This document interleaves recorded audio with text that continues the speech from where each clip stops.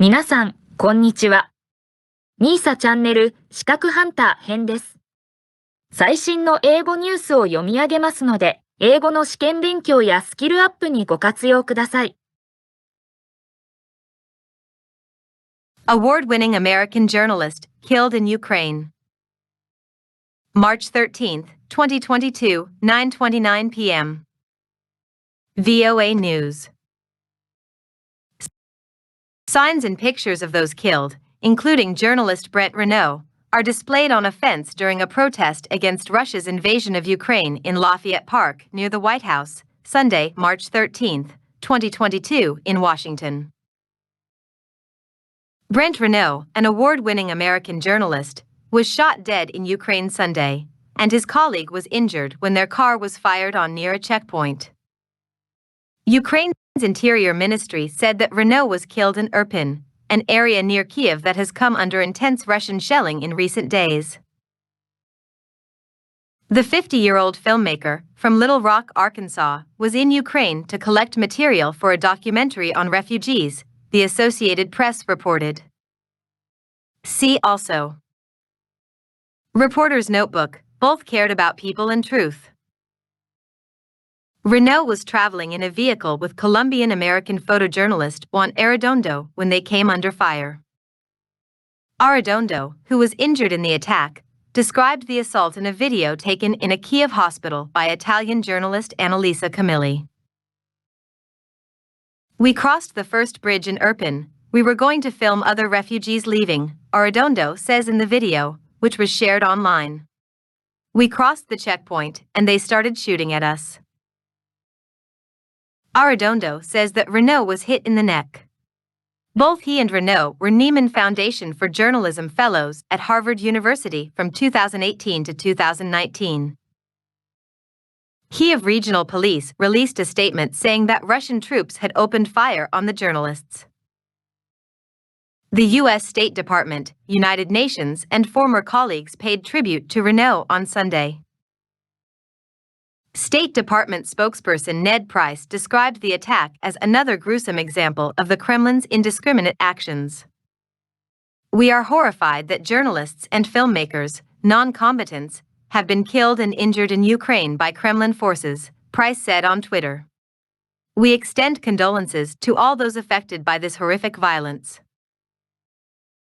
Director General of UNESCO Audrey Azoulay condemned the killing and reinforced that media should not be targeted. "Journalists have a critical role in providing information during a conflict and should never be targeted," Azoulay said in a statement. "I call on the respect of international humanitarian standards to ensure that journalists and media workers are protected." The New York-based Committee to Protect Journalists said the attack on Renaud and Arredondo is a violation of international law. Russian forces in Ukraine must stop all violence against journalists and other civilians at once, and whoever killed Renaud should be held to account, CPJ's senior program director, Carlos Martinez de la Serna, said in a statement. Renaud contributed to several news outlets including HBO, The New York Times, Vice, and PBS. In a statement Sunday, Time magazine said Renaud had been in the region working on a Time Studios project on refugees. "We are devastated by the loss of Brent Renaud. As an award-winning filmmaker and journalist, Brent tackled the toughest stories around the world, often alongside his brother," a joint statement from Edward Felsenthal, editor-in-chief and president of Time and Time Studios Ian Orifice, read. "Our hearts are with all Brent's loved ones. It is essential that journalists are able to safely cover this ongoing invasion and humanitarian crisis in Ukraine," the statement said. Renaud and his brother Craig Renaud won a Peabody Award in 2014 for their HBO series Last Chance High about a school on Chicago's West Side.